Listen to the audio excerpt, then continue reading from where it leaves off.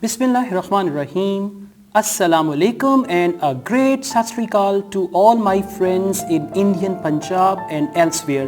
ਜਿੱਥੇ ਵੀ ਤੁਸੀਂ ਹੋ, ਜਿੱਥੇ ਤੁਸੀਂ ਇਹ ਵੀਡੀਓ ਵੇਖ ਰਹੇ ਹੋ, ਤੁਹਾਨੂੰ ਮੇਰੀ ਤਰਫੋਂ ਬਹੁਤ ਸਤਿ ਸ੍ਰੀ ਅਕਾਲ and that's what we say, ਜੋ ਬੋਲੇ ਸੋ ਨਿਹਾਲ, ਸਤਿ ਸ੍ਰੀ ਅਕਾਲ. Okay, ਅਸੀਂ ਇਸ ਵਕਤ ਮੌਜੂਦ ਹਾਂ ਕਰਤਾਰਪੁਰ ਸਾਹਿਬ ਤੇ ਇੱਥੇ ਆਉਣ ਦਾ ਮਕਸਦ ਹੈ ਕਿ ਤੁਹਾਡੇ ਵਾਸਤੇ ਆਇਲਟਸ ਦੀ ਕੋਈ ਵੀਡੀਓ ਬਣਾਈ ਜਾਏ ਜਿਹਦੇ 'ਚ ਥੋੜ੍ਹਾ ਜਿਹਾ ਮੋਟੀਵੇਸ਼ਨਲ ਐਲੀਮੈਂਟ ਵੀ ਹੋਏ, ਮਤਲਬ ਇਹ ਸੌਰਟ ਆਫ ਸਪਿਰਿਚੁਅਲ ਮੋਟੀਵੇਸ਼ਨ ਤੁਹਾਡੇ ਵਾਸਤੇ ਹੈ. ਅਤੇ ਹੁਣ ਮੈਂ ਤੁਹਾਡੇ ਨਾਲ ਗੱਲ ਕਰਾਂਗਾ ਆਇਲਟਸ ਸਪੀਕਿੰਗ ਦੀ. ਜਿੱਥੋਂ ਤੱਕ ਆਇਲਟਸ ਸਪੀਕਿੰਗ ਦਾ ਤਾਲੁਕ ਹੈ, ਅਸੀਂ ਦੇਖੋ ਪੰਜਾਬੀ ਲੋਕ ਹਾਂ ਅਤੇ ਪੰਜਾਬੀ ਬੋਲਦੇ ਹਾਂ. ਜਦੋਂ ਅਸੀਂ ਪੰਜਾਬੀ ਬੋਲਣ ਤੋਂ ਬਾਅਦ ਅੰਗਰੇਜ਼ੀ ਬੋਲਣ ਦੀ ਕੋਸ਼ਿਸ਼ ਕਰਨੀ ਹੈ ਤਾਂ ਸਾਡੀ ਜਿਹੜੀ ਅੰਗਰੇਜ਼ੀ ਉਹ ਪੰਜਾਬੀ ਦੀ ਤਰ੍ਹਾਂ ਲੱਗਦੀ ਹੈ, ਜਿੰਨੀ ਮਰਜ਼ੀ ਆਪਾਂ ਕੋਸ਼ਿਸ਼ ਕਰ ਲਈਏ. So the first thing you need to do, ਇੱਕ ਚੀਜ਼ ਯਾਦ ਰੱਖਿਓ, ਆਇਲਟਸ 'ਚ ਪ੍ਰੋਨੰਸੀਏਸ਼ਨ ਜਿਹੜੀ ਹੈ ਉਹ ਮੈਟਰ ਕਰਦੀ ਹੈ, ਐਕਸੈਂਟ ਮੈਟਰ ਨਹੀਂ ਕਰਦਾ. ਹੁਣ ਬਹੁਤ ਸਾਰੇ ਲੋਕ ਸਮਝਦੇ ਨੇ ਕਿ ਸ਼ਾਇਦ ਸਾਡਾ ਜਿਹੜਾ ਐਕਸੈਂਟ ਹੈ ਉਹ ਜੇ ਅੰਗਰੇਜ਼ਾਂ ਵਾਲਾ ਹੋਏਗਾ, ਜਿੱਦਾਂ ਅੰਗਰੇਜ਼ ਬੋਲਦੇ ਨੇ ਉੱਦਾਂ ਹੋਏਗਾ ਅਤੇ ਆਪਾਂ ਚੰਗਾ ਬੈਂਡ ਕੱਢ ਸਕਦੇ ਹਾਂ, ਚੰਗਾ ਬੈਂਡ ਸਾਨੂੰ ਮਿਲ ਸਕਦਾ. ਇੱਦਾਂ ਦੀ ਕੋਈ ਗੱਲ ਨਹੀਂ. ਜੇ ਤੁਹਾਡਾ ਐਕਸੈਂਟ ਜਿਹੜਾ ਉਹ ਮਤਲਬ ਬ੍ਰਿਟਿਸ਼ ਨਹੀਂ ਹੈ, ਅਮਰੀਕਨ ਨਹੀਂ ਹੈ, ਆਸਟ੍ਰੇਲੀਅਨ ਨਹੀਂ ਹੈ, ਇੱਕ ਨੋਰਮਲ ਐਕਸੈਂਟ ਹੈ, ਲੇਕਿਨ ਤੁਹਾਡੀ ਪ੍ਰੋਨੰਸੀਏਸ਼ਨ ਠੀਕ ਹੈ. ਹੁਣ ਪ੍ਰੋਨੰਸੀਏਸ਼ਨ ਤੋਂ ਕੀ ਮੁਰਾਦ ਹੈ?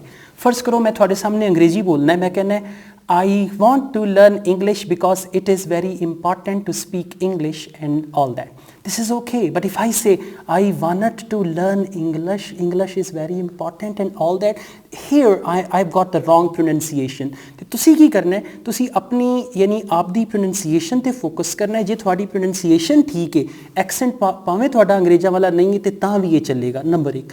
ਨੰਬਰ 2, ਤੁਸੀਂ ਜਿਹੜੀ ਅੰਗਰੇਜ਼ੀ ਬੋਲਦੇ ਹੋ ਉਹ ਕਰੈਕਟ ਹੋਣੀ ਚਾਹੀਦੀ ਹੈ, ਮਤਲਬ ਉਹਦੇ 'ਚ ਗ੍ਰਾਮੈਟੀਕਲ ਮਿਸਟੇਕਸ ਨਹੀਂ ਹੋਣੀਆਂ ਚਾਹੀਦੀਆਂ, ਕਿਉਂਕਿ ਗ੍ਰਾਮੈਟੀਕਲ ਮਿਸਟੇਕਸ ਨੂੰ ਫੌਰਨ ਫੜ ਲੈਣਗੇ. ਉਹਨਾਂ ਦਾ ਜਿਹੜਾ ਕ੍ਰਾਈਟੇਰੀਆ ਹੈ ਨਾ, ਗ੍ਰਾਮੈਟੀਕਲ ਰੇਂਜ ਐਂਡ ਐਕਿਊਰੇਸੀ, ਉੱਥੇ ਜੇ ਤੁਸੀਂ ਗ੍ਰਾਮਰ ਦੀ ਮਿਸਟੇਕ ਕਰੋਗੇ ਤਾਂ definitely you will be penalised for that. So ਉਹਦੇ ਵਾਸਤੇ ਤੁਸੀਂ ਇਹ ਕਰੋ. ਦੇਖੋ ਅੰਗਰੇਜ਼ੀ 'ਚ ਕਹਿੰਦੇ ਨੇ good listeners are the good speakers and good readers are the good writers.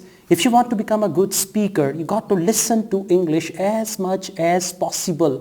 ਕੋਸ਼ਿਸ਼ ਕਰੋ ਕਿ ਜਿੱਥੇ ਵੀ ਜਾਓ, ਤੁਹਾਡੇ ਕੋਲ ਮੋਬਾਈਲ ਹੈ, ਅੱਜ ਕੱਲ੍ਹ ਟੈਕਨੋਲੋਜੀ ਦਾ ਦੌਰ ਹੈ, ਉਹਦੇ 'ਚ ਕੋਈ ਪੋਡਕਾਸਟ ਕਰ ਲਓ, ਉਹਦੇ 'ਚ ਕੋਈ ਆਡੀਓਜ਼ ਕਰ ਲਓ. ਆਇਲਟਸ ਦੀਆਂ ਜਿਹੜੀਆਂ 12-13 ਕਿਤਾਬਾਂ ਨੇ ਉਹਨਾਂ ਦੀਆਂ ਆਡੀਓਜ਼ ਕਰ ਲਓ. ਆਉਂਦਿਆਂ ਜਾਂਦਿਆਂ ਅੰਗਰੇਜ਼ੀ ਨੂੰ ਸੁਣੋ.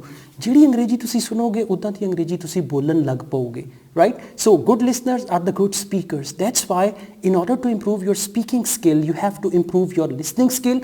Listen to English as much as possible and then gradually that type of English will automatically come out of you. ਅੱਛਾ ਜੀ, ਉਸ ਤੋਂ ਬਾਅਦ ਕੀ ਹੈ? ਕੁਐਸਚਨ ਨੂੰ ਅੰਡਰਸਟੈਂਡ ਕਰਨਾ ਹੈ ਅਤੇ ਕੁਐਸਚਨ ਨੂੰ ਅੰਡਰਸਟੈਂਡ ਕਰਕੇ ਤੁਸੀਂ ਉਸ ਕੁਐਸਚਨ ਦਾ ਆਨਸਰ ਕਰਨਾ ਹੈ. ਹੁਣ ਜਦੋਂ ਆਇਲਟਸ ਦਾ ਪੇਪਰ ਦੇਣ ਜਾਂਦੇ ਹਾਂ, ਪਹਿਲੇ ਤਾਂ ਇਹ ਸੋਚੋ ਕਿ ਤੁਸੀਂ ਸਾਰੇ ਨੇ ਕੈਨੇਡਾ ਜਾਣਾ ਹੈ ਕਿ ਨਹੀਂ ਜਾਣਾ. ਜਾਣਾ ਹੈ, okay. So for that when you go to take IELTS test they ask you certain questions. ਬਹੁਤ ਸਾਰੇ ਸਟੂਡੈਂਟ ਕੁਐਸਚਨਸ ਦਾ ਆਨਸਰ ਹੀ ਗਲਤ ਦਿੰਦੇ ਨੇ.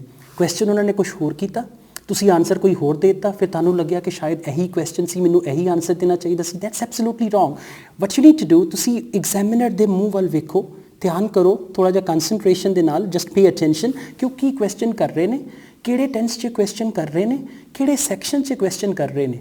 ਜੇ ਸੈਕਸ਼ਨ 1 ਹੈ ਤਾਂ ਸੈਕਸ਼ਨ 1 'ਚ 4-5 ਸੈਂਟੈਂਸਿਸ ਦਾ ਆਨਸਰ ਹੋਣਾ ਚਾਹੀਦਾ ਹੈ. ਕੁਐਸਚਨ ਉਹ ਤੁਹਾਨੂੰ ਸਿੰਪਲ ਕਰਨਗੇ, ਕੁਐਸਚਨ ਦਾ ਟੈਂਸ ਕੀ ਹੈ, ਕੁਐਸਚਨ 'ਚ ਉਹ ਕੀ ਪੁੱਛ ਰਹੇ ਨੇ, ਉਹ ਤੁਹਾਨੂੰ ਵੈਸੇ ਵੀ ਕਹਿਣਗੇ why not. So you can just C that.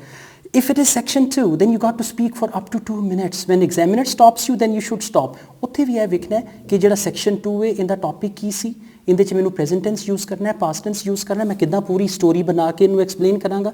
That's what you got to do. ਅਤੇ ਜੇ ਸੈਕਸ਼ਨ 3 ਹੈ ਜਿਹਨੂੰ ਆਪਾਂ ਡਿਸਕਸ਼ਨ ਕਹਿੰਦੇ ਹਾਂ, ਉੱਥੇ ਤੁਸੀਂ ਹੋਰ ਜ਼ਿਆਦਾ ਐਲੈਬੋਰੇਟ ਕਰਨਾ ਹੈ, ਲੰਬਾ ਆਨਸਰ ਦੇਣਾ ਹੈ. ਸੋ ਇਸ ਤਰੀਕੇ ਨਾਲ ਤੁਸੀਂ ਆਪਣੀ ਸਪੀਕਿੰਗ ਸਕਿੱਲ ਨੂੰ ਇੰਪਰੂਵ ਕਰ ਸਕਦੇ ਹੋ. ਦੁਬਾਰਾ ਕਹਾਂਗਾ, good listeners are the good speakers and good readers are the good writers. ਬਸ ਇਹ ਇੱਕ ਜਿਹੜੀ ਕੋਟੇਸ਼ਨ ਹੈ ਨਾ ਅੰਗਰੇਜ਼ੀ ਦੀ, ਇਹਨੂੰ ਜੇ ਤੁਸੀਂ ਪੱਲੇ ਬੰਨ ਲਓ ਤਾਂ ਡੈਫੀਨੇਟਲੀ ਤੁਹਾਡਾ ਬਹੁਤ ਭਲਾ ਹੋ ਸਕਦਾ ਹੈ. Thank you very much once again and Asad Yaqub wishes you all the best. If you like this video, hit on the like button and don't forget to comment this video. Tell me how you feel about this video. And I teach IELTS online. If you want to join my online IELTS classes, you can contact me for that. Thanks once again. Take good care of yourselves. Allah Hafiz.